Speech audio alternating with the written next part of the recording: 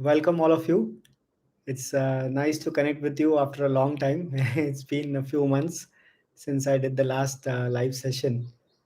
So, lot has changed since then, and I just thought that it would be good to connect with all of you. And today being a very special day, today being Raksha Bandhan and Pournami. So I think we had posted an article about Raksha Bandhan today. So this is something especially those of you who are in India, you must be aware of this, the significance of this festival. And those of you who have siblings, hope all of you you know uh, are celebrating this festival today, and you have a thread or a rakhi. So in this today's article, we had also posted about the significance of this festival, that how the significance was to tie a consecrated thread. So this is something there's a science behind it. So if you have not gone through it, it's nice if you can go through that article. It explains in detail why a sutra is used, and what are the different types of sutras available, etc. So I have one as well. One more is there in the evening. My elder sister, so she'll also be tying. So it's wonderful to connect with all of you. Hope all of you are doing well. First of all, I just thought that I will start with some updates from my end in these last few months. And after that, we can also look at some questions if you have. Whatever questions, if you have any, you can then type them on the chat window. So last few months has been a lot of travel actually for me, and especially this year has been a lot of travel. In the beginning of the year, I happened to visit Kashi. Actually, this was my first visit to Kashi, and it was that was something which was wonderful. I've been wanting to go from a long time, but this is something. It happened only this year, so that was something which was really a fulfilling visit, to spend a few days over there and explore the different places around Kashi. So this year has been a lot of travel. So in Jan I was over there, and after that, I was in the ashram for a few programs for volunteering for volunteering in the ashram during Mahashivratri, and also after that we had a Hatha Yoga teachers meeting. Then uh, post that in May and June, that was the time when I actually was out for a long time, for almost around 40 days or so, more than a mandala. This was my first visit to UK and Europe.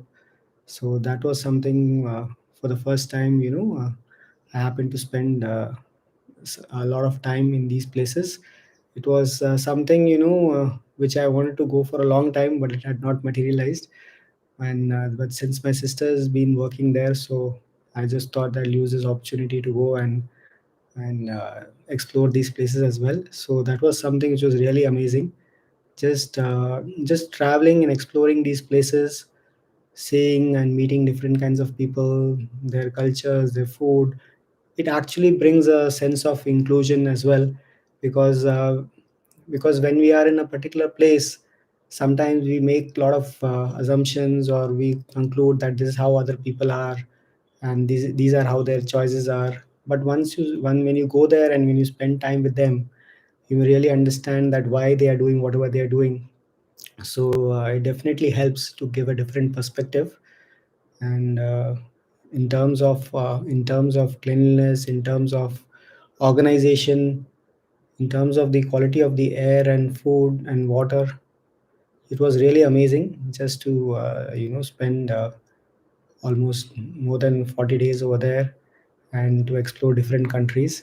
So it was nice to meet some of our fellow meditators as well in these places. So I hope that I can, after this visit, I feel more inspired to travel, because last few years haven't been able to travel much because of COVID, of course. But otherwise, I always try to see that I plan my classes in such a way that I teach for about 2 months, and then after that for about 1.5 months, or 1 to 2 months again, I'm either in the ashram volunteering and doing some programs over there, either silence or volunteering or traveling. So this is something I have consciously crafted a model like this. So I don't have any fixed studio. So there's there's no real estate to take care of here. So whenever I want, I can wind up my classes and travel. So it's been like this. The schedule, though, and during the COVID years, there wasn't much scope to do. So I'm hoping that this year and next, if it's possible, to travel to more places. So those of you and based in other countries as well, it would be nice to connect with you if we happen to visit your place. So I will also, probably by the end of this session, I'll share a link to a form in this in the comments. So if if you are based outside India or even in India, if you would like to visit, if I come to your place, you would like to catch up, maybe even help with organize some classes, or even otherwise just give company. It would be nice you fill up the form so that if I happen to visit your place, it would be good to connect with you.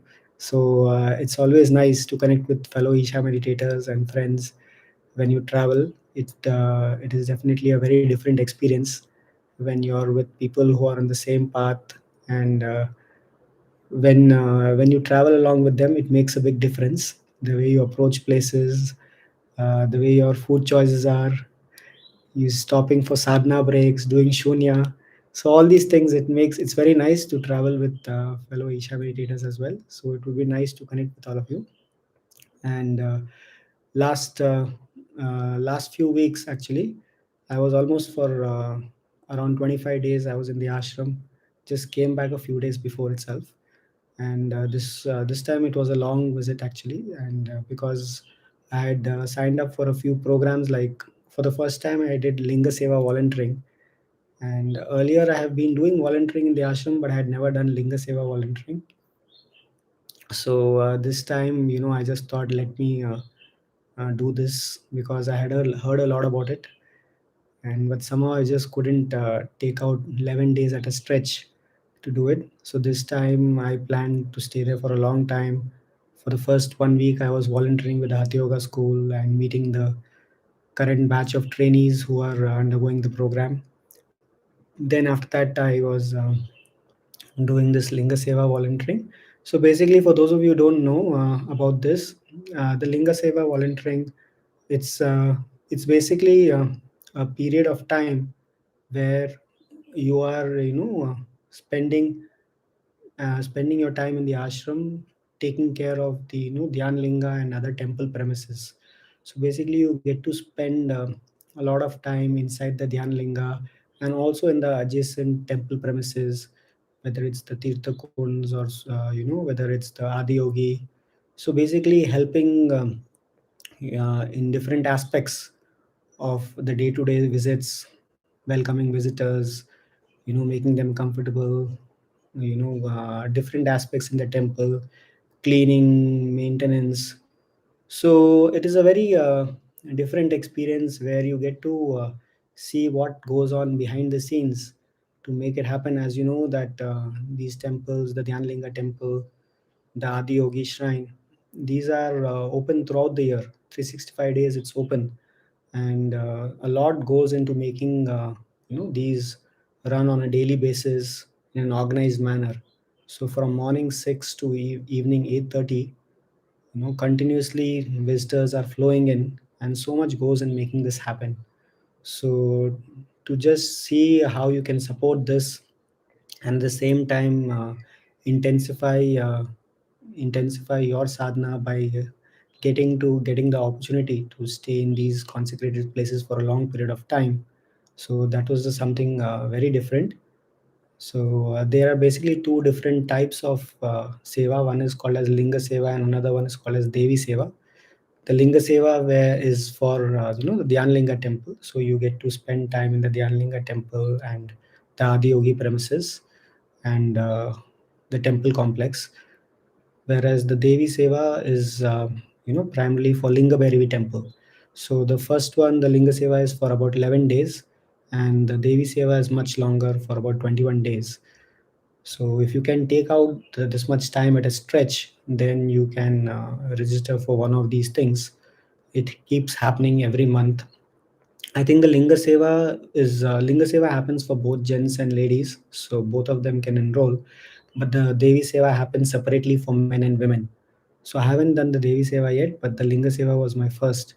And it starts with silence for one day, where you're in silence, and then after that, 10 days of activity. So it was very intense actually. The activity was very physically intense as well. So it was a different. It was actually, it reminded me of many years back when I was volunteering over there, and it was like full time volunteering. So it was used to be very intense. So it kind of brought back those memories. Working with different kinds of people from different places in India and abroad, all of them coming together, and supporting something like this. It's something which was very different. From morning, the day starts from 4:30 in the morning at in the Dhyan Linga, where you start with the Guru Puja. So you have to get up much before that. So let's say from around 3:30 Brahma Muhurtam till night around 10:30 is when it ends. And then after that you come back, you have to wash your clothes and prepare for the next day again. So it was very hectic actually. And for me, in the first few days, just getting used to that kind of schedule again, it felt like, felt like as if it will be difficult. First few days it was a little challenging in terms of going through this, standing most of the day. And especially now in for a change, actually September, this August was extremely hot in Coimbatore, unlike previous years. So as you know, Sadhguru was speaking about the solar flares and how temperatures are increasing. So standing in standing for long periods of time, taking care of all these things, so it was quite challenging. And that is when it kind of was an opportunity to bring these aspects of what Sadhguru speaks about volunteering into action. Because you will see, this is something which I clearly noticed when volunteering, that it is not about the physical activity actually, which is tiring. It is just that, if you are not completely willing, then you will see that whatever you do, after some time it starts tiring you. So I was noticing that in the first few days, that it was becoming a little tiring, and felt like, okay, so many things to do, and it was a bit intense. Then I just thought about it and saw that, what switch is needed, and I just realized that it is just about seeing how to do this willingly, a little more willingly than what I was doing. Maybe some unwillingness had come. And then when just brought this into my awareness, that just to see how I can do whatever I am assigned willingly. Because most of these activities, it is not something which you're doing on a regular basis. So it's like, it's like something new, which you may not have done before. So when I just I'm so much of lifting, sometimes lifting big boxes, the Ellu Prasadam, and transporting them from one place to another place. I mean, I'm just giving you a few things, like how it was in terms of my experience, but everybody has a different experience. But the moment I brought this into my awareness, that this is something, it's I can do whatever activity it is, even if it's physically very demanding, with a different with a different perspective, and just by becoming more willing, then suddenly in the last few days, it felt like whatever activity which I'm doing, it's something like I felt like I didn't feel any tiredness at all. Full day it was like, doing the activity, and felt like I hadn't done anything at all. So I could clearly see that shift, between those first few days and the last few days, when that shift happened for me while volunteering. And I noticed that so much of a difference. So that the same activity, But now, when I was just doing it completely willingly, suddenly it became like effortless. So this is something you will also experience. Those of you who have been volunteering, you will see that many times we speak about that the activity is mundane, or it's it's very physically tiring, it's exhausting, or it's boring. We may feel like that. So, if you just pay a little more attention, you will see that actually it is not about the activity itself, which is making you feel like this. It is just that we might have become a little unwilling in whatever we are doing for whatever reasons. Maybe we expected something and we got something else. We wanted to do something, but we got something else. And especially when you're volunteering, then there's always this challenge between trying to do something, the activity, versus trying to fit in your sadhana. Because for those of you who have learned many isha practices, there's so much of sadhana to do. And especially when you're in a program, your schedule is always tight. So you may want to do some practice and suddenly they call you and ask you to do something else. Suddenly an unwillingness comes within you. Okay, what is this? I should have done my sadhana, but now I won't be able to do this. I have to do this. So things like this, little things like this, you'll start noticing. So that is why Sadhguru always speaks about volunteering as one of the fastest ways to break your limitations. Because when you start volunteering, right, you will start noticing so many limitations within yourself which you normally wouldn't do. Because you put in uncomfortable atmospheres in different types of situations with different kinds of people, and so many things which you're not normally used to. Suddenly when you're put in a flux like this, so many things which you didn't know about yourself, it may just come up to the surface. You may feel that you are all good, and and then when suddenly when you put in a situation like this, things may just happen within you which you never realized. And then when you become more aware, conscious, you can work on these things. Suddenly you see that you can, whatever these limitations were coming, now it's not a concern anymore. So it's basically every time you volunteer, you will see there's so many layers of unwillingness within us, so many layers of resistance, unwillingness which keeps cropping up. And it's an opportunity to observe them and see where it is coming from and how to work at it. So it's a wonderful opportunity. And for me, when I saw that shift, after that it was very different experience. And I was observing people around me, they were getting tired, but I was like, I didn't feel like I've been doing anything. It was like, it wasn't like as if the physical activity was you know leaving any toll on the body. And even though I was sleeping around 11, sometimes even 11:15, 11:30, getting up again by around 3:45, 4, and again starting the day, full day, continuous activity. So it was like that. One good thing which I did, which I felt was very useful, is that after this Linga Seva, I took up silence for 7 days, which I felt was a great combination. Because just after the Linga Seva, there was so much of activity and so many things happened, that just to kind of assimilate that, to kind of let it sink in, I felt that this played a perfect role.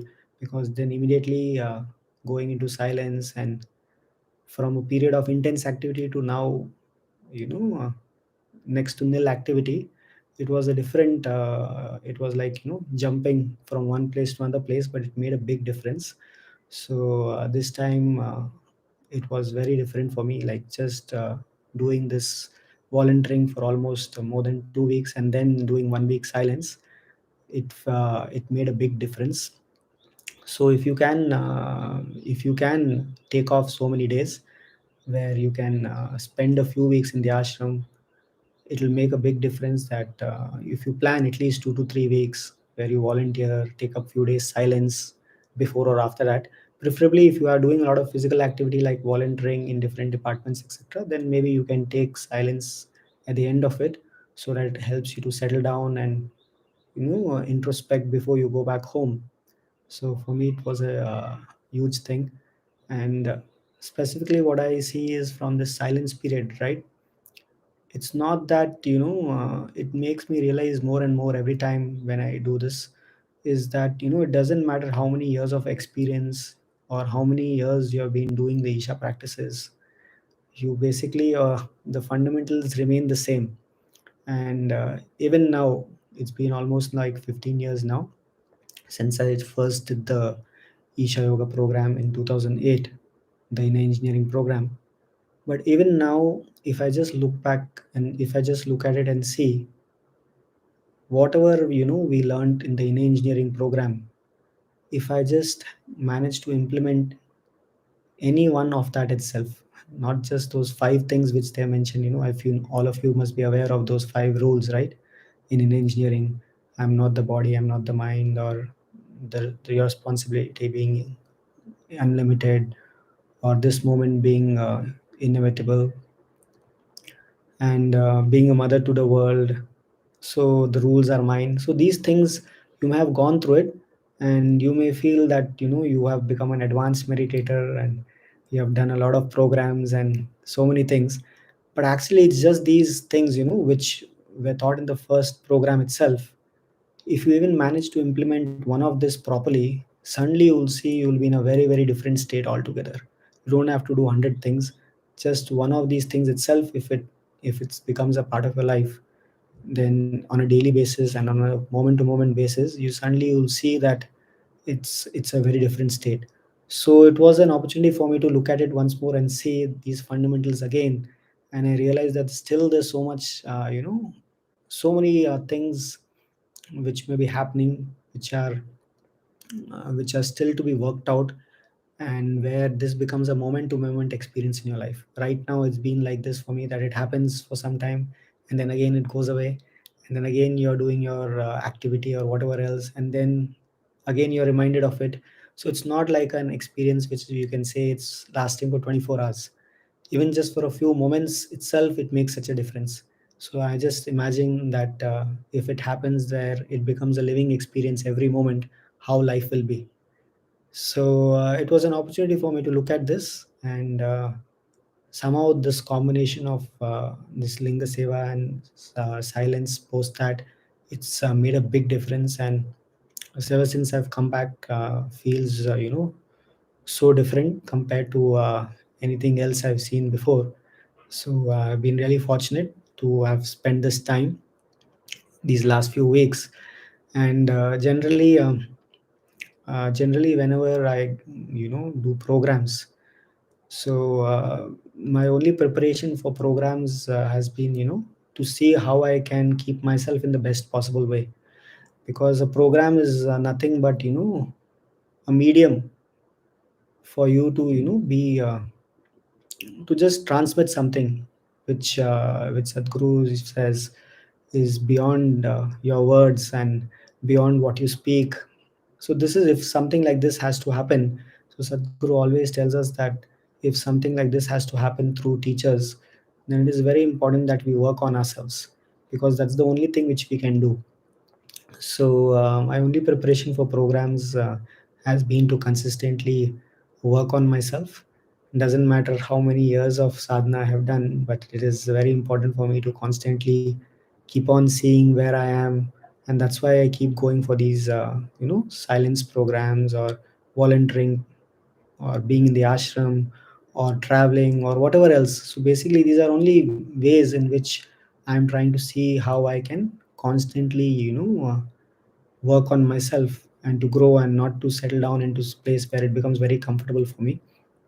So that is the whole idea, and that I have been doing consistently. So I thought that it was a good preparation before we get into programs, since we have a program starting a few days later. So we have a program called as Dwijas, the 21 days online program. So this is one of the most intense programs which I take up actually, because this program for me, other programs I can usually do it quite easily. If it's Ahar, or if it's the food program, or it's the children's program, it's something which happens quite easily, because it's just 3 days or 4 days or 5 days. But this being a 21-day program at Brahmamurtam, and also looking at all aspects of yogic life, for this program especially, I have to see that how I can prepare myself to be in the best possible way. because basically this program is about me sharing about my experiences as a seeker, and trying to implement the different yogic tools, trying to see how I can, how my journey has been of an aspiring yogi. What are the challenges which I faced? How how I tried to overcome them. What worked for me? What didn't work for me? So basically, this program is basically a sharing, and if this has to happen, if this has to resonate with people, most important thing is to see if I can keep myself in the best possible way. So this was a good preparation, and I'm looking forward to the program starting in few days. So this is one program where it definitely involves a lot of preparation on my end, because this is something to take in, to just take together so many people, where all of them, if you really look at it and see, it doesn't matter wherever you are, everyone is aspiring to see how they can become a little more and grow a little more than from where they are. And if you have been doing many Isha yoga practices, or even otherwise you're doing some yoga, your aspiration is to move from just doing yoga for 1 or 2 hours or few hours which you're doing, to something which you can do throughout the day, which means everything should become sadhana, not just your yoga practices, but whether the work which you do, the way you speak, the way you sit, whatever activity you do, this itself should become like a sadhana. So the idea is to move from a place where you're doing yoga for about few hours a day, to something where you're doing yoga 24 hours. When we say yoga 24 hours, that doesn't mean that you're sitting with your eyes closed 24 hours and not doing anything, which means whatever activity you are doing, still you're looking at that as a way of your growth, is something is as important as sitting on the mat. So everything becomes a sadhana. So basically this whole intention, if this has become, this has something, if this is something which has become uh, very prominent within you, if this is something which has intensified within you, that you want to see how you can make everything into a sadhana, so that there's no friction, because right now there's always friction between trying to do sadhana, trying to do yogic practices, versus trying to manage your family, versus trying to manage your work. So when you have so many things to manage, it's just a matter of time that it breaks you down. You really don't know what to manage, how much to manage, which to give more priority to. So you're always caught up between different priorities and activities, seeing which one to balance. And the moment, let's say, your work life or your family life takes over, suddenly you feel that you are compromising on your yogic life or your spiritual growth. And it's like this, so there's always this tussle. So this tussle can end only when eventually you realize that everything should be a sadhana, everything is as important as the other. So if such a longing has come where you want to make everything into a process of growth, then so that's where this program is designed for. That for seekers who are looking to do this, who are, for whom this longing has become so intensified, that they are ready to do things like getting up so early in the morning and making so many changes in the lifestyle. So it's not an easy program compared to whatever else we have in store. It is one of the most challenging programs for participants as well, because the more difficult you are, the more difficult the program will be. But if you really see that, if you become willing, then it is very easy. But otherwise it is like you have to break through so many layers of resistance. Imagine changing your whole lifestyle, and waking up, sleeping early, having your dinner early, prioritizing your day in such a way that you then wake up in the morning early at Brahma Muhurtam and do your practices. It may sound very simple, but for most of us to implement, it is not very easy, because so many things may come up.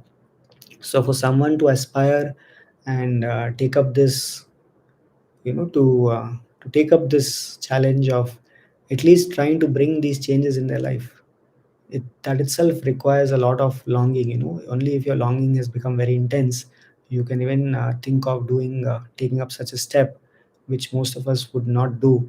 where normally we wouldn't think of doing. So it's fortunate that we always see that there are enough number of seekers. There are always been number of seekers who are longing to do this, and just to be in the presence of them, to learn from them, to see the different challenges which they are facing, to hear them and see if you can share what you are going through and grow listening to each other. That has been a huge privilege. So looking forward to this upcoming batch as well from September 2nd. So those of you who can make it, even if you are not in India, so basically the program will happen at Brahma Muhurtam Indian Standard Time, but it's not possible for us to do it for all different time zones, because in US itself there are some 3 to 5 time zones, and then in Europe there'll be I don't know, few more. So it's not possible for us to do it for all different time zones. But even if you are from a different time zone, you can still join and make use of the tools and the support offered during the program and implement it. So we've had people from US and from Europe and other countries as well. For some of them, it's really amazing to see their longing, that even though it's like late in the night or very, very early in the morning, for some of them it's even 2 a.m., like for those in the Middle East, when the program happens, but still they committed to make the program happen for them. So it's really, really inspiring to see this. So if any if you're looking, and if you feel you can spend 21 days, you can take this time out for yourself, where you can relook at all aspects of your life, then it'll be nice to have you come. Even otherwise, if you're not able to attend the program, that's still fine. Just see how you can make use of the tools offered. There are so many things which you can make use of. And one of the best things which you can do is to craft your life in such a way that you can at least you have enough time to do your practices, your yogic sadhana. It's not something which you need to do in a rush. So if you just set a few fundamentals like this, like maybe your meal timings, your sleep timing, and your wake up timing, if you just set up a few fundamentals, then you will see that at least a majority of your life will happen according to how you want. At least a few things, like if you just manage to wake up earlier, do your sadhana, have your meals, in time, sleep earlier, you will see that most of the friction which you are facing, it'll be eliminated. There'll be always things coming up, that's fine, but at least some of the major blocks which you are facing, it can be eliminated. And for most of us, it is like start and stop. Like we may be doing it for a few days, then again there is you get back to your old habits, and it becomes difficult to sustain. So that's why we have kept this program for 21 days, so that at least if you do it for 3 weeks, it may just settle in and become a part of your system. And after that, you can also continue in the alumni groups. They continue to wake up, support each other, so that way you have a lifelong support system, where you can make use of fellow seekers and try to establish this. So whichever way, try to see if you can establish this, whether on your own or otherwise using support. But it is always good that you just we evaluate ourselves and see that if this is something which we can do on our own, then that's well and good, then that's great. But if this is something which we wish to do but we are not being able to do, then we should always see how to use support, whether it is fellow seekers who can support you, or whether it is programs or spending enough time in the ashram. But it is very important that we use whatever support is available, and we continue to strive, because it doesn't matter whatever situation which we are going through right now. If we continue to strive, then definitely there'll be a time where you'll suddenly see that whatever limitations which we are going through, we can become free of them. So it's just that we should not stop this striving. So I hope all of you are continuing to strive, and if there's any support which you feel which we can offer, which can help you, then also please let us know. So we have been supporting people by at least posting inspiring articles related to yogic life and related on a daily basis. So I think most of you are part of our broadcast groups on Telegram or WhatsApp, if you have not already, or at least you're following us on social media on Instagram or Facebook or whatever. if you are on any of these channels, then it is something. If you are following us every day, we are posting something, posting about significant events, whether it's Pournami or Ekadashi or Amavasya, and different aspects. So if you just spend at least 10 to 15 minutes every day going through whatever articles we are posting, the videos we are posting, you will see that there is a constant process where you feel that you're constantly looking at yourself. Maybe something you read today and it helps you to overcome something which you're going through. So it's like it's something which if you continuously do that every day, if you spend about 15-20 minutes, it'll definitely assist you. So this is something which we have set up so that all of you can benefit. Even if I'm not in the not in station, if I'm traveling or if I'm in silence, fortunately we have the support of a few volunteers, very dedicated, who have been keeping this up. They see how we can curate content and post it on time in different channels. So it's really wonderful to have the support of people like this. And if any of you wish to contribute with this, if you wish to volunteer, and if you feel that you can help with this, either in design or making videos or editing or poster design or posting or any other administrative things, if anything you can help with, and if you feel like contributing, then please get in touch with us. On our website you will find a form which speaks about applying for volunteering with YogiRe. It's like yogire.com/volunteer. So if you're interested, you can get in touch with us, and if we can accommodate you, then if we have some activity for you based on your skills and your willingness, and if we can accommodate you, we'll be definitely happy to have you come. So that's something which you can do. So uh, so now I thought, let's we can open it up for some questions. So if you have any questions, then if you can please type it on the chat window, and we can look at them one by one.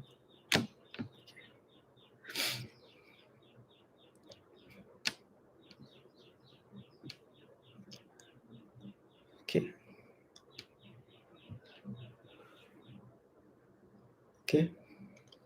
How long would I need to sleep if I want to wake up at 3 a.m.? So if you want to wake up so early, then it's best that you sleep by around 9:30.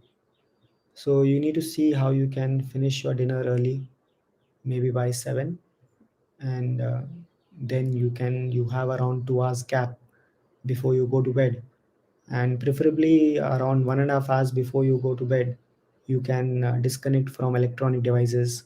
So like if you're using mobiles, etc., maybe just keep it till dinner time. Like let's say for example you have your dinner at 7. So until then, or just after dinner, you spend few minutes, wind up whatever stuff is there on your mobile, and then next 1.5 hours or 2 hours until you sleep, you just see if you can stay away from electronic devices. That way the tendency for you to getting for of tendency of getting distracted and not sleeping early is reduced. Otherwise, generally what happens is, if you are with our devices, suddenly someone may call or some message may come up, or you may see a mail, and then your timing gets extended. Your sleep timing, which you were supposed to sleep at 9:30, suddenly it gets extended. So if you keep off the devices for the last 1.5 hours, and just maybe do other activities, maybe you do a light walk after dinner, or if you are doing some meditation, you can spend some time doing that, or if you're reading a book, you can do that, or if you have some other work where you have to think and you have to just jot down something, you have to plan something, you can do that. And just before sleeping, at least 15-20 minutes before that, you can do some meditation. Either you just sit on the bed and watch your breath, or you can do Isha Kriya.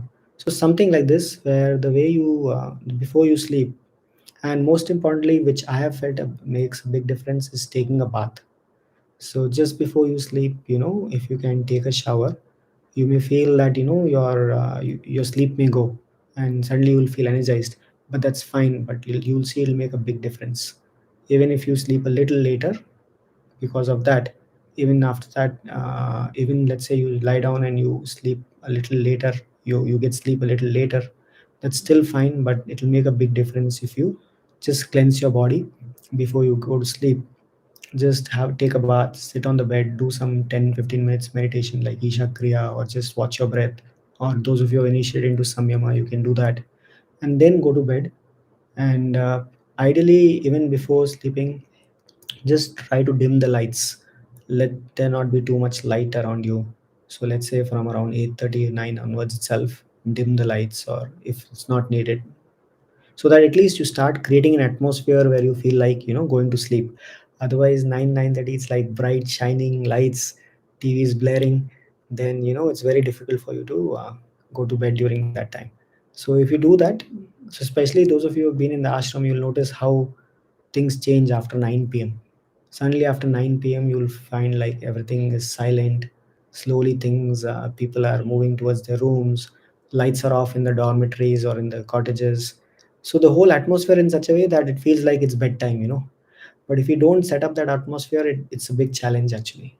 So if you do all of this, then then slowly in a few days time you will see that your sleep cycle can change and you can sleep by that time.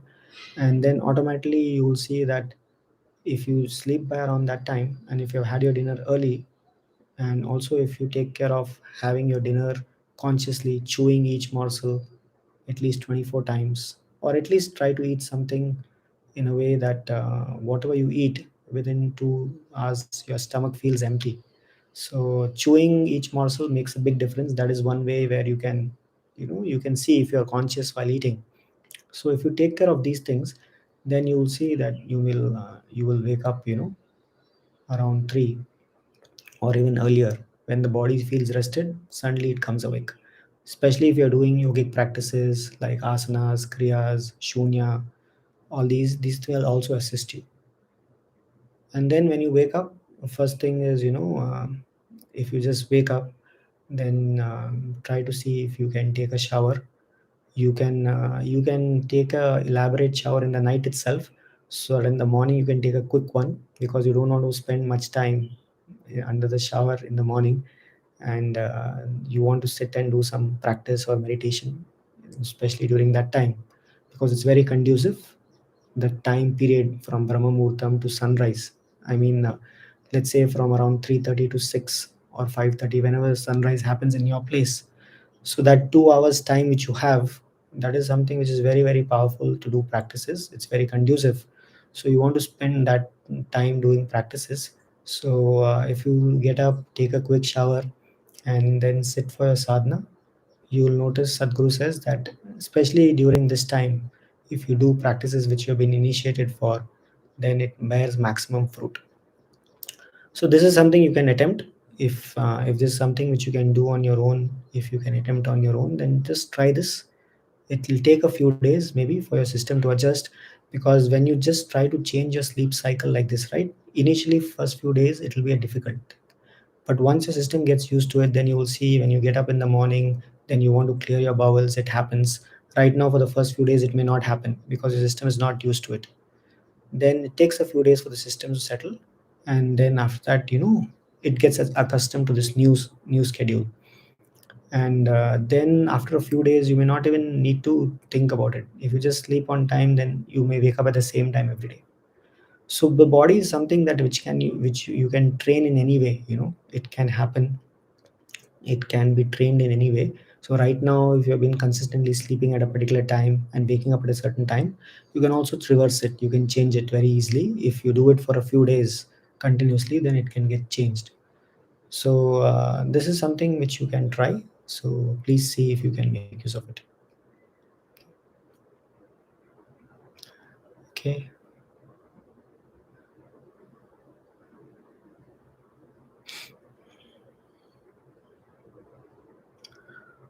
Om Namah Shivaya chant can we chant 108 times or only 48 times? See, generally, Aum Namah Shivaya, Sadhguru was mentioning that it is better not to chant outside the ashram. So generally, I have seen people chanting it in the inside the ashram, and this is something because he says that it needs a certain atmosphere for you to chant it. So if you want to chant something, it is good if you can do Brahmanand Surupa chant, things like that. But Aum Namah Shivaya, I'm not very sure that whether you should be chanting at home. You can just do arm chanting. That is definitely useful. If you want, you can do 108 times daily. If you have been initiated into arm chanting, you can do that. Aum Namah Shivaya, it's something which may require a little more committed atmosphere, and you should be ready for that. So that's something we usually don't recommend to do at home on our own.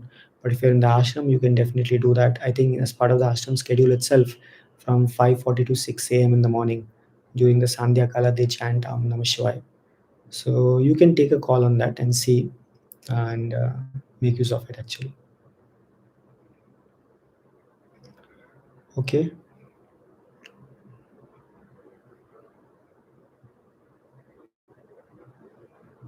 In Dwijas program, Shambhavi Mahamudra Kriya practice, is it included? No, Anna, we are not teaching any new practices. This is primarily for people who are already been practicing some form of yoga. So we're just trying to see if we can help them establish these practices, a certain lifestyle and schedule, which makes it conducive for them to do these practices and overcome the hurdles which are stopping them to make this a part of their life every day. For a lot of people, lack of consistency, stability, and intensity in the practices, these are concerns. So we're just trying to do that. We generally in the program we start off with some meditation, either like Isha Kriya or something similar, Chit Shakti, etc., which sets the tone for the rest of the program. So we are not doing any Shambhavi Mahamudra Kriya, etc. You can do it either before or after the program gets over. That's something which you can do. If you are getting up so early, then you will have enough time to do all these practices actually. Okay. Okay, there's a question. If I'm unemployed, how can I afford the program while needing it so much to be a better mom for my kids? So I can understand. So this is definitely for many people, it's a concern. So if you have such concerns, see, one thing is that if you really feel that you want to do it this time itself, then you can write to us, you can email, and you can check with us, because for some people we have made an exception, and based on their situation and their longing, we have seen how we can give them options. There are different options, like for example, there have been a few people where they have volunteered with us for a few months, and they have attended the program. So that's something which is possible if we find that there's something which you can contribute, which can which your skills, etc. If that is something which we have a need for, then that is one way. Another way is that we have helped some participants in terms of installments. They may not be able to do this right now, but it's something which they can over a period of time, in a few months, in 1 3 months, they may be able to take care of that. So I also supported them in that way. So there are different ways in which we can support. It depends on how intense your longing is. So we've had participants like this and we have supported them. And at the same time, I would say that it's not just about the program. If someone is longing, then even if there is no program like this, they can still make use of it. They can still grow. The amount of the number of tools which are available nowadays, at your disposal. It's not a question of tools not being available. It's just a question of how willing and how intense our longing is to implement it. In fact, all the information what we are going to cover in the program, most of it is already available online for free on our YouTube channel. If you just go to our YouTube channel, this one in which you are currently watching, if you just go to a playlist section and see the Safe Soil playlist, Safe Soil Videos playlist, you will find about more than 90 videos or something, where we have covered all different aspects of a yogic life. Whatever we cover in the program over a period of 21 days, I have made short videos where we cover all these aspects. So also, if you look at our playlist and go to Agni series, you will find about 35 odd videos on yogic diet, different aspects of yogic diet and cooking. So it's not that if you don't do any of these programs you can't grow. It is definitely not that. People have been able to make use of these tools on their own itself. You can, if you're really willing, if you're really interested, if your longing is intense enough, then there's enough information available online which you can make use of and grow. So that's not a constraint. But why we offer programs is, for many of us, what happens is that even though the information is available, let's say even if the information is available for free online, still we don't have that necessary inspiration or guidance or the discipline to go through it and implement it step by step. So that is where for most people they get stuck and they require help. They may, they may know everything, they may know what is needed, to include in a healthy diet and to cook in a healthy way, but it may not be happening in their life. So that is where we do these programs. The support of these programs helps people in, doing things which they wouldn't have done on their own. So whether it is waking up early like this or sleeping early, having healthy food, it's the information is available. Information is not a problem. It's just that people may need some support in implementation, and that is where a group or a program or a structured approach helps. So if you are looking for some new information which will happen in the program, then it's not something which it may happen, because whatever information if you are looking at, then anyway that information is available for free online, so you can make use of it and do it on your own. The whole idea of doing a program like this is just to see how we can bring together people and inspire them, and see how we can resolve any challenges if they are facing, and to make it a part of their life, not just their intellectual understanding. It should become a part of your life. It should be something which you should be able to implement. That is where we are helping. So whichever ways, there should be nothing stopping you from being a better mom for your kids or as a better person. There's no one who can stop you from doing that. It is completely in your hands. So please make use of that, those tools which are being offered. Okay.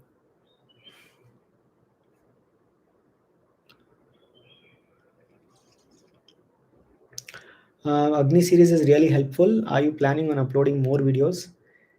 Actually, I have run out of more content. I'm thinking what more to add in terms of the food videos.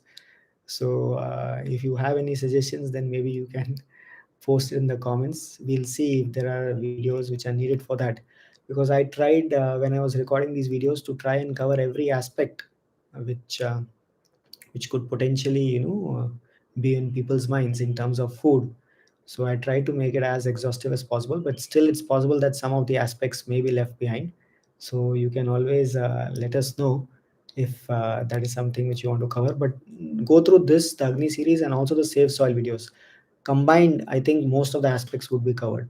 If you combine these two playlists, which is more than 140 videos, I think you will find everything about yogic life, lifestyle, diet, everything covered. At least I feel so. But if there's something missing, you can always let us know, and then we can try to do few more videos based on that. But if there's something which you feel which is not covered, then please let us know on the WhatsApp number. We have an inquiry number, the YogiRe inquiry number. It's there on our website also, and that's something you can let us know, so that at least we know that if next time we try to record videos, what topics to cover. Okay. Since I'm traveling, I'm facing network issues. I missed the entire session. Will this be available on YouTube later? Yes, Sana. This session, if you are talking about this live session, it will be available. So once I end this live session, this video will be available on our YouTube channel. So you can watch it anytime later, not an issue. Even right now, if you're facing any network issues, if you're not able to hear things clearly, don't worry about that. This will be there on our channel itself. So you can watch it anytime. And we will try to also see if we can add some timestamps to it with different questions which people have asked, so it can also help you to navigate to whichever question you want to. So it'll be available, so that's not an issue. Okay. But if you are talking about the Dwijas program, then it won't be available. That's something which is live. That is we don't have any recorded facility for that. So you have to attend the sessions live, whether it's from your laptop, which is preferable, or using your mobile device if you're traveling. Okay. Okay. If there's any other question which you have, uh, please let us know. It could be anything, some challenge which you're facing, or about food, or about lifestyle, or any of our programs. So any of these things you have, you can please let us know. We also do these children's programs. So I think hopefully we can plan one during the Dasara vacations, which is in October, and then in December during Christmas, the winter vacations. So if you have children, and if they would like to be exposed to yoga and diet, etc., early on, then this is something which you can introduce them to, either in an offline and online format. We have both the options available. We do these online programs where people from different paths can join, and we also do these offline programs. This time, for the first time, we did this offline camp in outside of Karnataka. It was in Dehradun. In June, we did the first program outside Karnataka, so it went very well. So I'm looking to see if we can do it in different places now. So if you have those of you who are outside Karnataka also, and if you feel that there's enough interest, you can even help in letting people know, or helping us find suitable venues, etc. Then you can even get in touch with us on the inquiry number, and we can see if there's a possibility to do this program elsewhere, plan it elsewhere.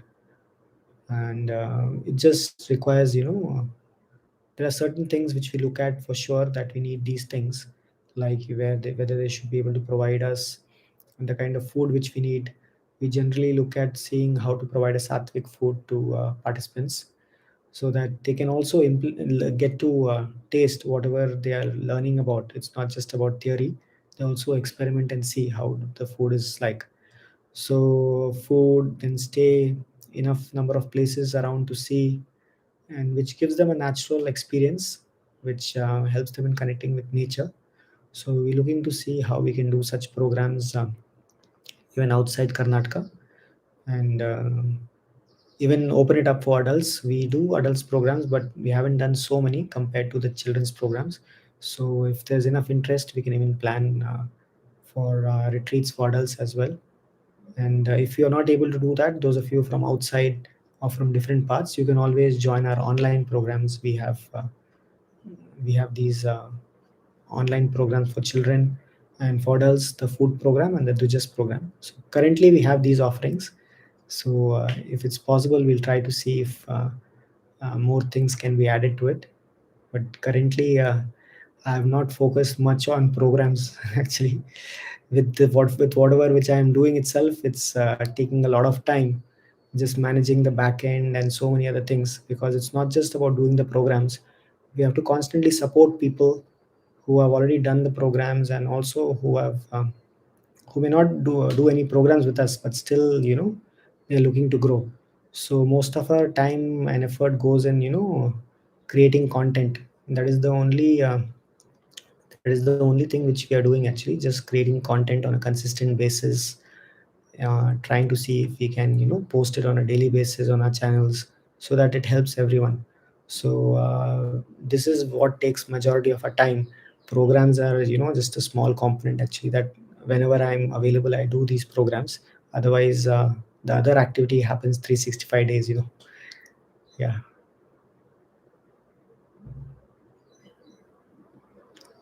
Okay.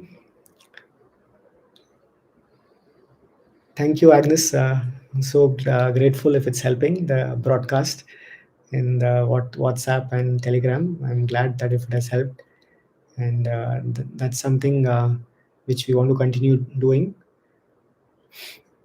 Okay, there's a question. I've done all Isha programs, including Samyama, but due to some circumstances, I couldn't be consistent. I also feel like I'm not doing Shoonya perfectly. Will you be guiding me in this program? See, during the Dujas program, we won't be able to look at technicalities of the practices, like what is there in Samyama, what is there in Hatha Yoga, what is there in Shunya. because for that, you need a different kind of training. I am not trained to teach Shunya or Samyama, etc. I can teach Hatha Yoga practices. So we have people from different parts who have done different programs. So it's not possible to look at the questions related to practices. But what we can do is, if you have been struggling with consistency, especially like Samyama and other things, it's mainly because of the time part, right? So if you make use of the tools offered during the program, you will see then these things can work out. For a lot of people, it has happened that since they started making use of the Brahmurtam, then they have seen that they have enough time now for breath watching, for Samyama, for Shunya leisurely. So it becomes stabilized.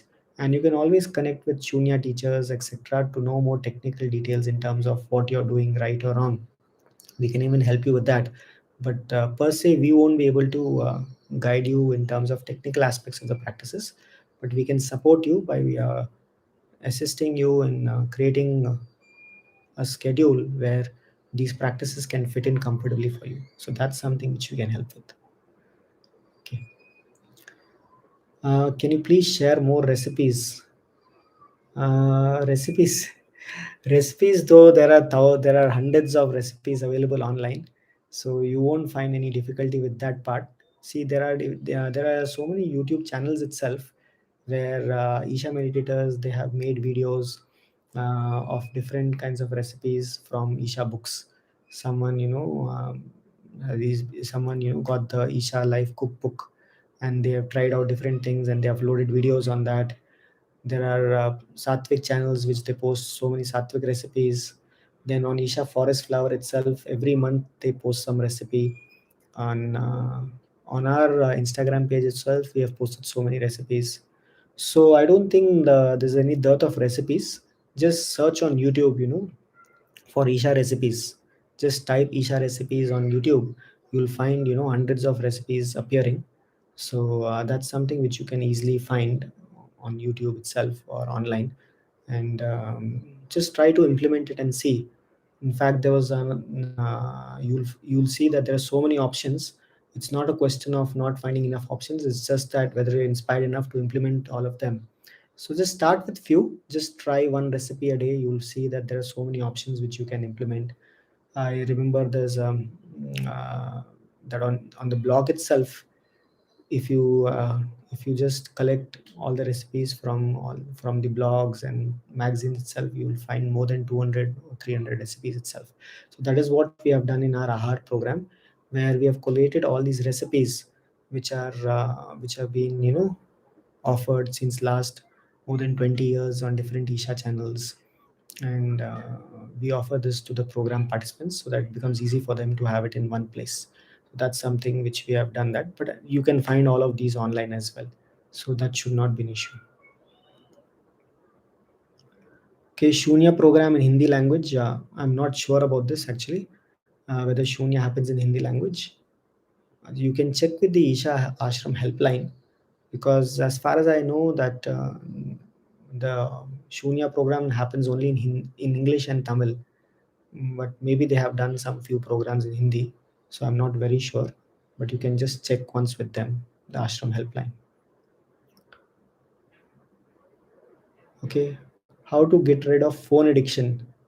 Okay, so I think this is something which Sadhguru has spoken about, uh, much in terms of addictions and various things which people struggle with. So I hope you have watched those videos and tried to implement it. So Sadhguru keeps saying this, right? That it is not the phone which is an issue; it is our compulsiveness which is an issue. So it's not about phone addiction or about something else. It is just the addiction per se, the compulsion itself, which is there in our system, which is a problem. So that we may try various things to try to get rid of it, starting with trying to control it, trying to limit it, trying to hide it. So many things we may try, but still we may feel that you know it's not something which we can work out, because the root cause of this is that our system is compulsive, which means that we don't have control over our body and mind. So that is the root cause. So until and unless we fix this root cause, that we have enough control over our body and mind, you will see that this is very hard to get rid of. You will see that if you get rid of this, you will do something else. If you get rid of that, something else will happen. Maybe you're not addicted to the phone, but you're addicted to something else, or something else, or something else. So basically, it is just a question of working on our system, so that there is a certain distance between our body and mind. So that's why I was sharing that a lot of us think that we have done many programs, we have practiced for many years, but it's the fundamental thing itself which we learned in engineering. I'm not the body, I'm not the mind. If we just implement that, then all these issues will never be there. So we constantly have to see how much we are implementing the fundamentals, because if we manage to implement any of the fundamentals, then these things won't be there. So how to keep that distance? So for that, various things we can do. Just like we looked at, try to keep your try to keep your schedule in such a way that you sleep earlier, you switch off your devices maybe 1.5 hours before that. Don't look at your devices until you finish your practices in the morning. So that's a good way to at least start by getting some control. So let's say from night 8 p.m. till morning 8 a.m., no devices. Anyway, if you have something important, you try to manage it and say that you will be available only after 8 a.m. in the morning. And most probably your work or your manager or your boss won't disturb you after 8 p.m. in the night, unless you're working in a night shift. So if you manage your schedule in such a way that your need for the device during those 12 hours, just before you sleep till the time you wake up for few hours, if you can even avoid that, right, then you will see at least you get some control. Because if you don't use your devices during that time, you will sleep early. One thing is that if you sleep early, you will also get up early. And then if you get up early, what will you do? You will anyway have to do, if you don't have your phone, then what else will you do? You can just sit and do something like yoga and meditation itself. If you had your phone, then there are hundreds of things which you can do. You can get distracted. But if you don't even have that, then what else to do? You will only do your practices. Or or or I don't know, if you have any other ideas. Maybe you will go outside, you will get the fresh air, you will walk, you'll do something which is beneficial for your health, right? So if that much if you do, then at least you have got some part of your life, at least 12 hours of your life you have got under some control. If that happens, automatically the remaining 12 hours also will come a little more under your control. So that is one way to gradually start, just to see if we can create a little distance, and in during those critical times, so that at least you get to work on some practice.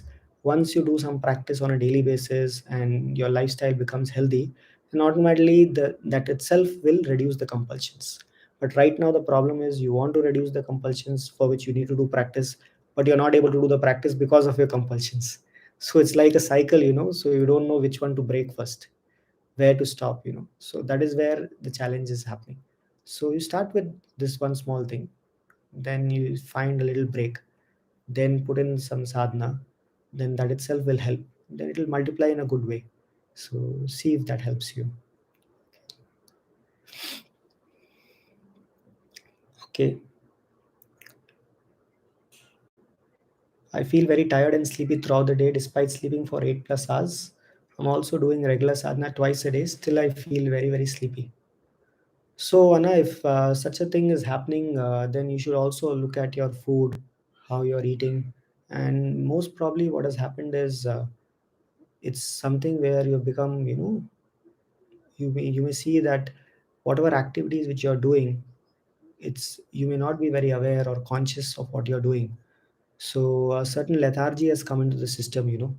So one way of doing this, getting back to normal and making a shift, is try to spend a few days in the ashram. If you just spend a few, not days, sorry, few weeks I meant.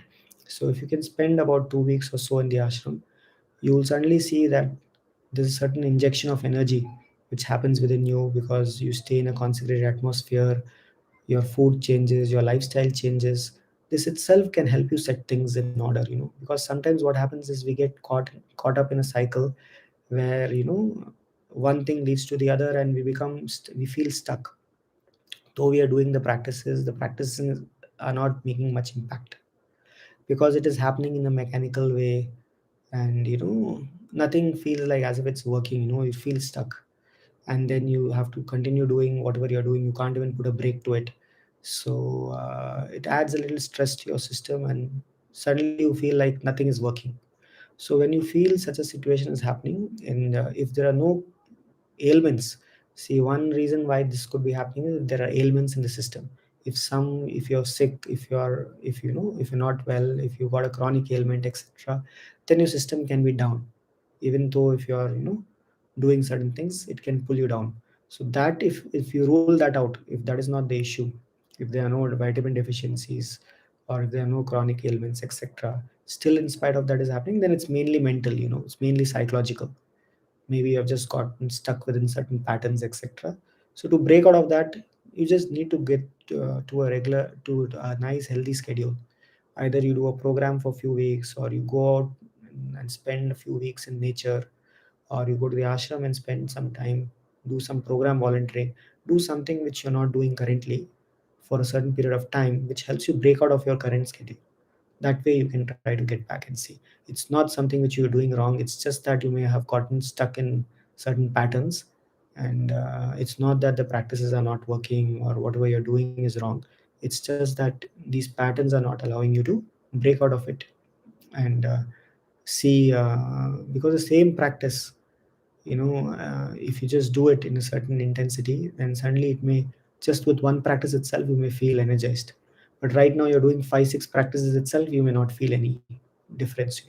So it's not that the practices are not working, it's just that the state in which we are right now, that is not allowing us to. It's like we have created so many walls around us, which is not helping anything permeate within us. So we just have to break these walls down. Suddenly everything, whatever you're doing, will start working. Okay.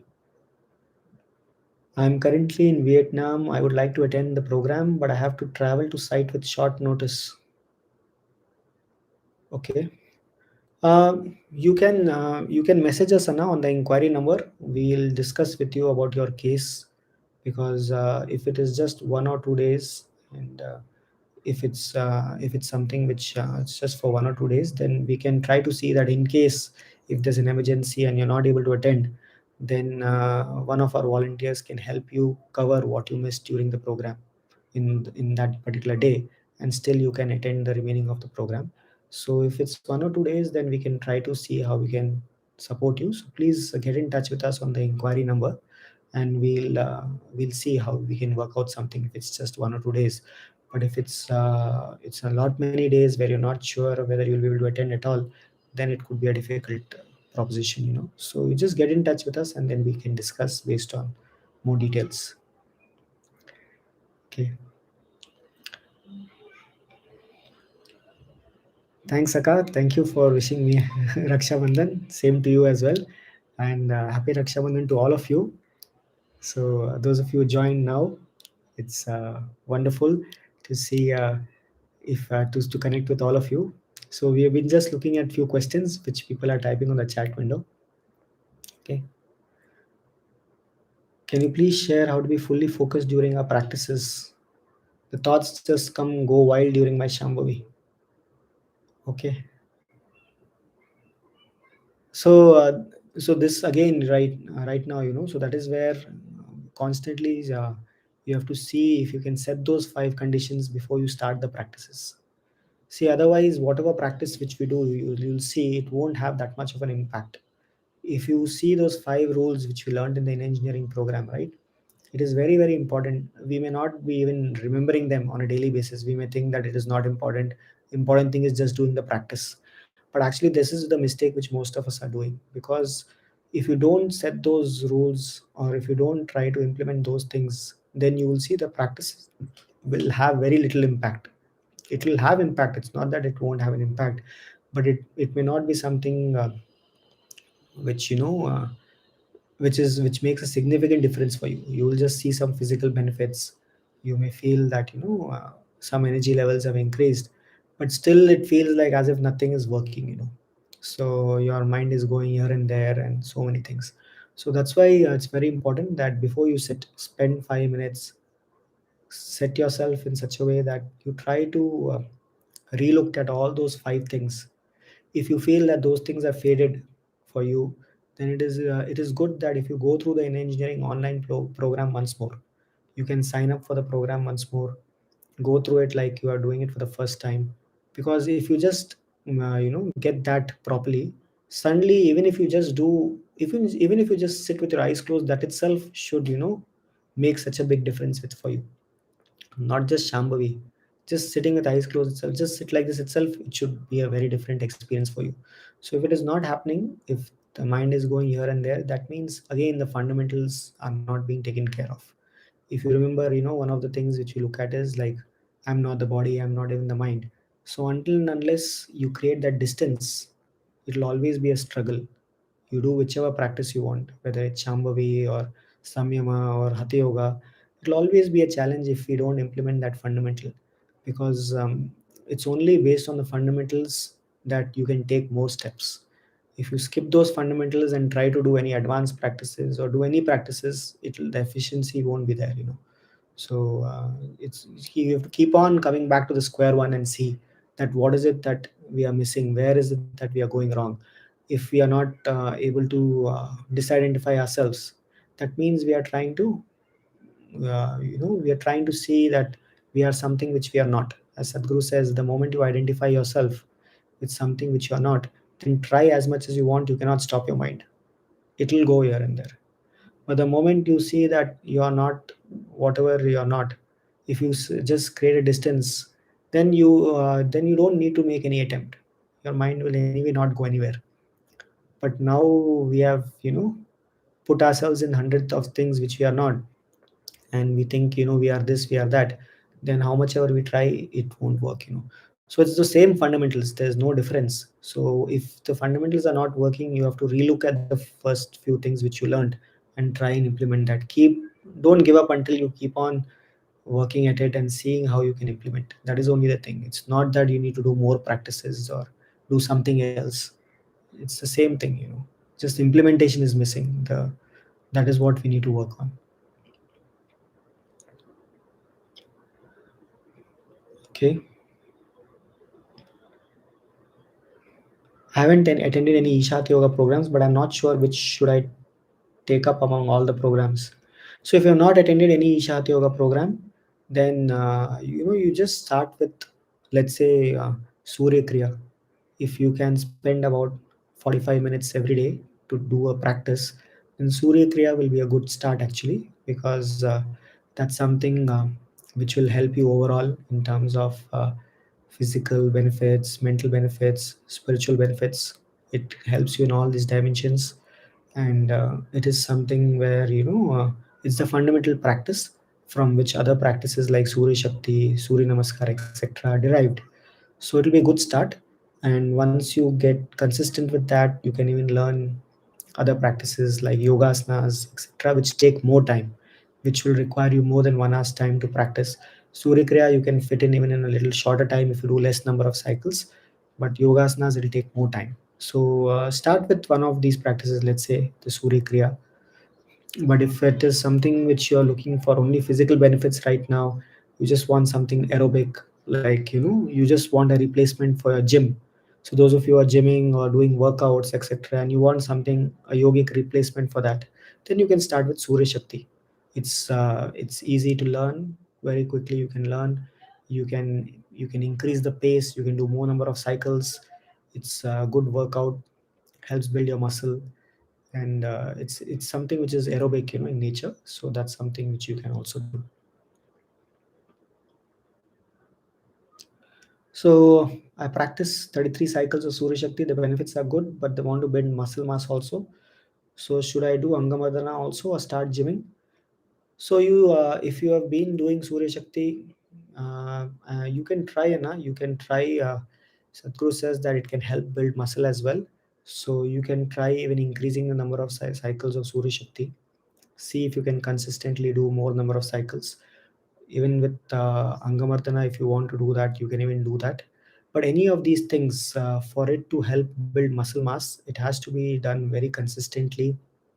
So if that is something you want to do, you can do that. If you want to start gymming, then that is also fine, you can do that, as long as you understand the limitations of gymming. Because what happens is, with gymming, with muscle mass, right, it is something which you will also have to compromise on the flexibility a bit, especially if you build a lot of muscle. And also it takes a lot of energy to maintain that muscle, so you will feel that a lot of energy is going towards that also. So if you're okay with that, then there is no problem, you can even do some little bit of gymming as well, build some muscle, lift some weights, etc. That is a faster way. If you want to do it through Surya Shakti and Angamardana also, it's possible. But yeah, it may require a little longer time, it may require more consistency in terms of the practices. There are people who are doing that, and they have mentioned that they have been able to build muscle as well. So if you feel that is happening, then that's good. For me, I tried doing more number of cycles. So I won't say that significantly I built some huge muscles, because anyway, the kind of schedule which I have in terms of doing other practices and food and everything, I don't think it is very much feasible for me to build a lot of muscle. But if you are able to do that, then yes, Surya Shakti or Angamardana, you want to give it a try, you try. Otherwise, some light weights, etc. Also, you can try if that is something which you want to do. Okay.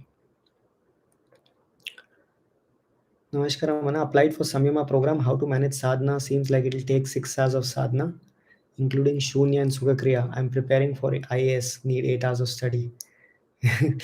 Yes, Anna, welcome. Once you apply for Samyama and you do the Samyama program, you will realize that the number of hours of sadhana are going on increasing. The only way you get relief from this is when it becomes a reality for you that everything is sadhana. Otherwise, it's always sitting on top of your head, and you feel like as if you have to balance between sadhana and whatever else which you're doing. So that's that's something which people, when they take up samyama, they start feeling, because you have to do your hatha yoga, you have to do kriya, you have to do shunya, you have to do breath watching, you have to do samyama meditation. So all of this takes so much time. So that's why Sadhguru says you should do samyama once you have come to that point where it's not just about well-being. If it was just about well-being, then samyama is not needed. You are looking to go beyond your well-being, you want to know something more than that, then you should think about samyama. Otherwise, samyama is not needed. Just do inner engineering, BSP, and some hatha yoga, then that's more than enough to live well. But if your seeking has become so intense that all these things are still happening, but still you are not feeling that this is going to settle you, then you do samyama. For that, obviously, your whole life has to become yoga. Not just 8 hours, 24 hours you have to feel like you're doing yoga. Everything has to become like that. Then it should not be an issue, how to manage this and that. You'll see that it will happen. But right now, if you're studying, etc., then if you want to put in more hours for your practice, the only way you can do that is you have to manage your sleep schedule. You have to see how you can cut down on your sleep quota, without forcing it. It's not that you deprive yourself of sleep. You just become a little more conscious throughout the day, eat more consciously. Actually, you will see sleep depends on these two things primarily: how conscious you are throughout the day, and about your food, especially how conscious you are. If on a certain day you are very aware, you are very conscious, you do things with a certain intensity and awareness, you will see that you don't feel tired much. But if that is not happening, it's very difficult to cut down on your sleep quota. Even if you have the right foods, still it'll be a challenge. So try these things and see, Anna. You have to work on your sleep and your food, etc. See if you can get a few more hours to do your practices. If you prepare well enough for the Samyama program, then the program will go well for you. Otherwise, it can be a torture, if you don't prepare well enough, then sitting for long hours in meditation is not going to be easy. So that's why they put so much stress on the preparation for Samyama, that one needs to prepare for long hours, sit in Ardha Siddhasana, do Sukha Kriya, Pranayam, etc. So all of these things are, just to prepare yourself so that you can experience the program well. So please see how you can. I think they have offered some support systems where if you can't do all the practices, you can do it alternate days. For example, yoga asanas one day, and then the Surya Kriya and Angamardana, etc. on the other day. So just get in touch with them. They will have a pre-Samyama meet. There, they will be sharing more pointers in terms of those of you are having very difficult schedules, how to manage your practices. At least the bare minimum practices, how to do, so that you can prepare yourself enough for Samyama. So just get in touch with them. They will help you with that actually. Raw diet is a big task. Raw diet, yes, that you have to get used to it. If you feel that raw diet, it's difficult for you, then whatever diet you're having, even if you're having cooked food, try to see if you can chew it for 24 times each morsel. Then you will see that even if you're having more cooked food, the impact of it will be very less in your system because you're eating consciously. It gets digested faster. So one of these things you do actually, either you eat consciously in terms of whatever you're eating, chew it properly, or otherwise you have a lot of raw food where your system feels much lighter after having it. Otherwise it's difficult. Okay. Dwijas is in English or we have Hindi translation? No, it's in English only. So the program is going to be in English only. If you cannot manage, if you can understand English, and at least what I'm speaking right now, if it's all is clear for you, then it's good enough. You should be able to attend. If you're not able to write so much English, that's fine. You don't need to write much. Just if you can understand what you're speaking, then that's great. But if there's something which you miss, maybe one of our volunteers can also help you, to help you explain in Hindi if there's one or two things which is not very clear for you. Okay. Okay, just last question and we'll close. It's 5:30 now. So I'm having digestion issue. My colon health is not good. So can you please suggest which diet should be taken in the yogic practice? Okay. So it depends. We cannot give any prescription like this, like, because it depends on what kind of issue which you're having. Generally, if you're having constipation, then one of the main reasons could be the diet. So where if you're having a lot of if you're having a lot of processed food like maida or refined foods, etc., then the system may get blocked. So try to see if you can cut off all the refined foods, processed foods, eat whole foods, natural foods, have more fruits. At least 33% of your diet can be fruits. So this itself will make a big difference in terms of you feeling much better after each meal, and your colon health improving. And also if you're a non-vegetarian, see if you can cut down on that and have more plant-based foods. That will make a big difference, because having a lot of animal products and dairy foods, this also can make it. If you avoid these two things, you will see that it can make a difference in terms of your gut health. So try these things. We have uploaded a lot of suggestions on our Agni series videos. So go through that. I would say the first thing is, see if you can have 2 meals a day. Space out the 2 meals, 7 to 8 hours at least, and bring at least 50% of raw food into your diet. If these two things, if you can do, then this itself will make a big difference. But if there's something else which is happening in your system and it's a more severe issue, then I would suggest that you take consultation from an Ayurvedic practitioner or a holistic practitioner, because they will be able to diagnose and look at your system as a whole and figure out what the problem is, where the system has gone off track. Otherwise, it's very difficult to diagnose what the exact problem is. So Isha Life also has online consultation, and there are Ayurvedic specialists, Siddha specialists. So at least you can consult with them and see. They may be able to check your pulse and nadi, or and see what the problem is, and if there's some major issue, or there's any underlying issue which needs to be addressed. So sometimes it could be a problem which you don't know about. If that is not addressed, it's not working. So if such a thing is there, you will come to know from a consultation. Otherwise, it could be just that your right food choices, your sleep patterns, setting enough time between your meals, having your dinner early, having enough gap between your dinner and going to bed, not going to bed immediately after food. So all these things which you, if you change, it will make a difference. Okay. So please try to implement these things. So it was wonderful connecting with all of you today. I hope it was useful having this session and whatever we discussed. So, uh, is Isha Ayurvedic Life consultation available online? Yes, it is available. Just search for Isha Life Ayurveda consultation online. You will find it on Isha website itself.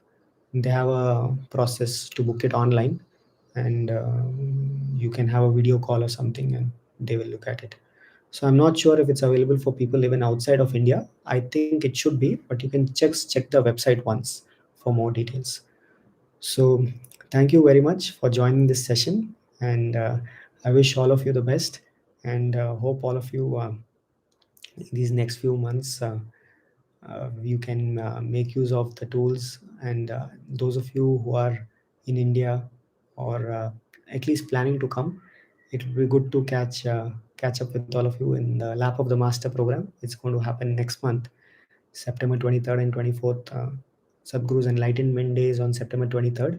So the program is scheduled then. It will be a good opportunity for you to come to the ashram, spend time with Sadhguru for 2 days. There'll be some satsangs, etc. So it will be a good opportunity for you to connect. So you see if you can come. Otherwise, if you can plan to visit the ashram, it will be very useful if you can plan to stay for some period of time at least to make use of the atmosphere, and just not for 1 or 2 days, because 1 or 2 days you can just get the flavor of things. But if you really want to imbibe something, you have to stay for at least a week or more, and maybe even volunteer. That's when you can really get the ashram experience. And also try to make use of silence. People who have done Isha in engineering program, you are eligible to apply and take silence for 3 days once in 3 months. Every 3 months you can take 3 days of silence. So you can get in touch with the Isha helpline and see how you can register for that in advance, so that you can visit the ashram regularly and take up silence for those of you who are nearby, and you can make it happen for yourself. So whichever way it is, please see how you can make use of the tools, and I wish all of you the very best. So have a great evening, and today is Pournami.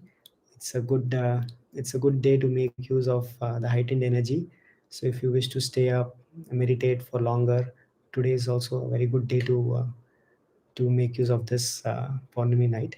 So have a good evening, and thank you so much for joining. Namaskaram. I'll end the stream now.